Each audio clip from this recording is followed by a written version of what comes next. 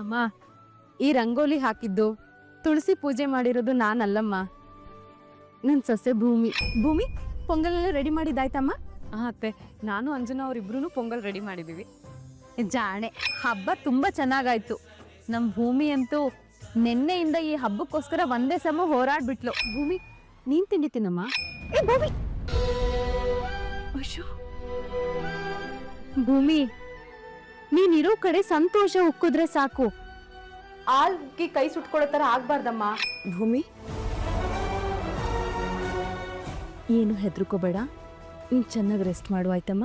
ಭೂಮಿ, ಈ ಮನೆಯವರಿಂದ ನಿನ್ ಮನ್ಸಿಗೆ ಎಷ್ಟೇ ನೋವಾದ್ರು, ಅಂಜು ನಿನಗೆ ಎಷ್ಟೇ ಅವಮಾನ ಮಾಡಿದ್ರು, ಅವಳ ಜೀವನ ಚೆನ್ನಾಗಿರ್ಬೇಕು ಅಂತ ಅವಳಿಗೋಸ್ಕರ ಇಷ್ಟೆಲ್ಲ ಮಾಡಿದ್ಯಲ್ಲ, ನಿಂದು ತುಂಬಾ ಒಳ್ಳೆ ಮನ್ಸಮ್ಮ. ಯಾರು ಏನೇ ಹೇಳಿ, ನಾನು ಮಾತ್ರ ನನ್ನ ಸೊಸೆನ ಸಂಪೂರ್ಣವಾಗಿ ನಂಬ್ತೀನಿ.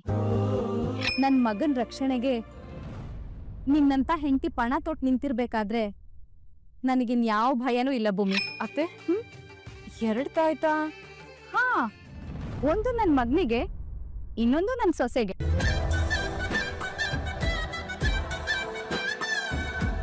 ನನ್ನ ಮಗನಷ್ಟೇ ನಿನ್ ಕ್ಷೇಮನೂ ನನಗೆ ಮುಖ್ಯ. ಎಲ್ಲಿ ಇನ್ನೊಂದ್ಸಲ ಕರಿ.